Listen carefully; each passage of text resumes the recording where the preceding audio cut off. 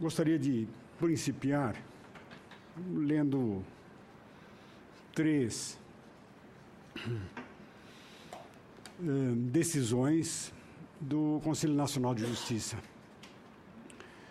Uma se refere a um concurso de 16 de 11 de 1990, em que ocorreu uma remoção.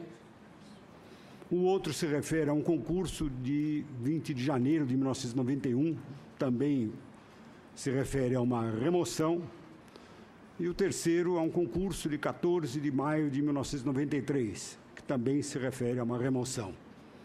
No primeiro caso, se tratava de processo seletivo promovido pelo Tribunal de Justiça do Paraná com publicação de edital de convocação sem impugnação, com base na lei estadual 7.297 de 80. O segundo, processo seletivo promovido pelo Tribunal de Justiça do Paraná com publicação de edital de convocação sem impugnação, com base na lei estadual 7.297. O terceiro, processo seletivo promovido pelo Tribunal de Justiça do Paraná com publicação do edital de convocação sem impugnação, com base na lei estadual 7.297. Os três casos são absolutamente iguais. Nos três casos, houve remoção provida mediante permuta. No primeiro caso, a serventia foi considerada vaga e, portanto, não houve provimento. No segundo caso, a serventia foi considerada provida e foi provido. No terceiro caso, a serventia foi considerada provida e, portanto, provido. No primeiro caso, não se considerou legítimo. No segundo caso, considerou-se legítima a remoção. No terceiro caso, considerou-se legítima a remoção. Esses são apenas três exemplos. Existem inúmeros exemplos desse tipo. E não são apenas do CNJ. São exemplos de decisões judiciais no mesmo padrão. O que nós temos no Brasil hoje, inclusive no Supremo Tribunal Federal, é uma enorme incerteza a respeito do assunto. É dever do Senado e da Câmara por fim a essa incerteza. Nós estamos falando de incerteza jurídica. Não é verdade que todas as decisões estão ocorrendo com base em padrões paradigmáticos. Não é isso que está acontecendo. Nós temos decisões que estão variando, e às vezes em casos absolutamente semelhantes. Eu não vou falar da PEC, eu vou falar do projeto de lei, porque foi colocada a questão pelo senhor presidente dessa sessão logo no início, que nós falaríamos também do projeto de lei. Aquilo para o que eu gostaria de chamar a atenção é que, efetivamente, esse projeto de lei se refere a um caso muito especial. Casos, aliás, mencionados nestes julgados do Conselho Nacional de Justiça. Ou seja, aqueles que ingressaram por concurso nos termos do artigo 236 da Constituição Federal. E o que é que se diz aqui? Que ficam preservadas todas as remoções reguladas pela lei estadual ou do Distrito Federal, homologadas pelo respectivo Tribunal de Justiça, e que ocorreram naquele período de publicação, que vai da Constituição à publicação da lei federal.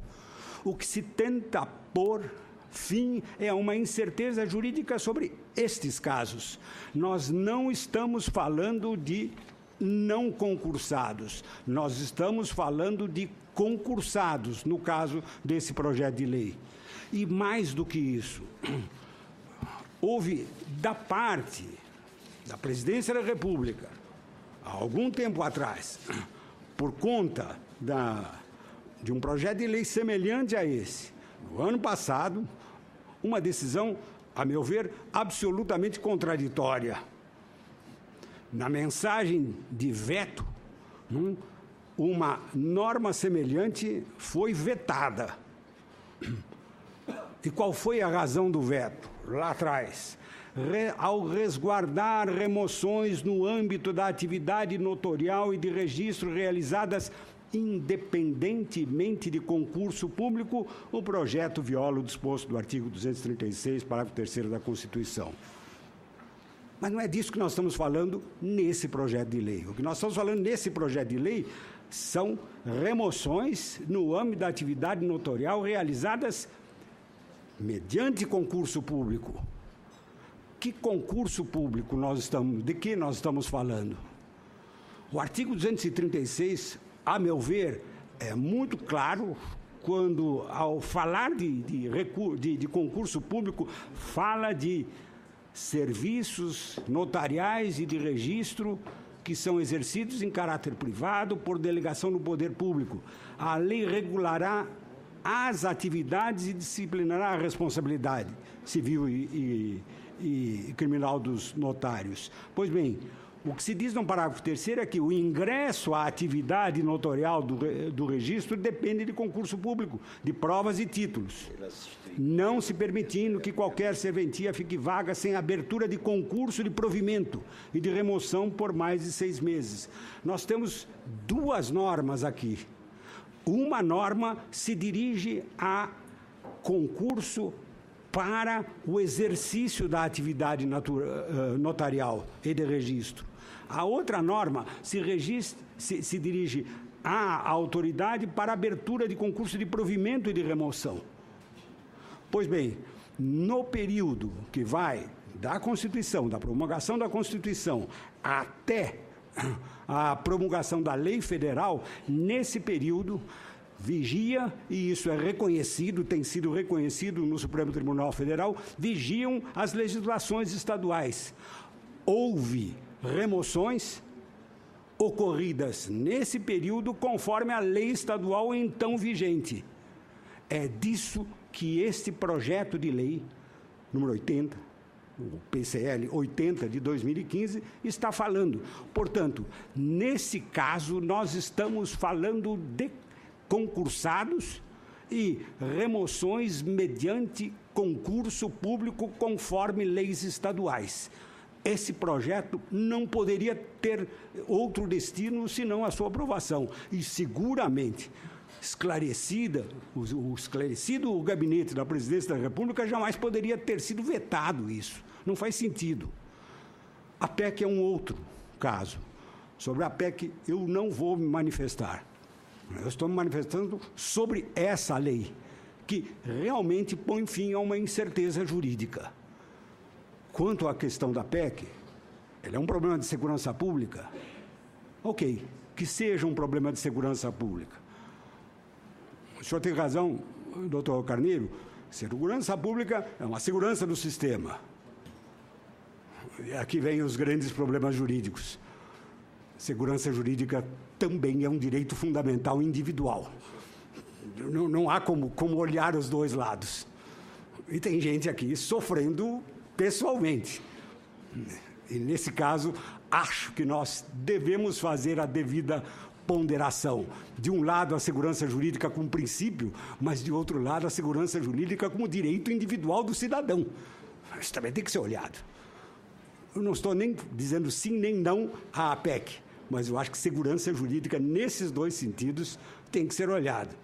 E, em favor do meu colega André Ramos Tavares, também diria que, aliás, já foi dito, concurso público realmente é uma instituição fundamental da República. É uma instituição fundamental da República e, como instituição fundamental da República, está consagrado nas suas normas. Mas não é cláusula pétrea. O senhor tem razão. Não é cláusula pétrea. O Constituinte de 1988 regulou, por isso mesmo, o que ele achava, naquele momento, conveniente como exceções aos casos disciplinados. Ele abriu as exceções. Eu não vejo por que, formalmente, por que o nosso parlamento, o nosso Congresso Nacional não possa mexer em disposições transitórias. Isso é possível. Se é certo, se é errado, sobre esse tema eu não me manifesto. Mas que é possível, o doutor André Ramos Tavares tem razão. Possível é.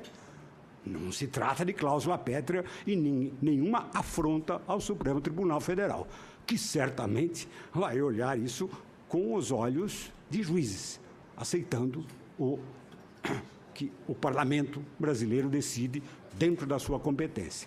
Muito obrigado.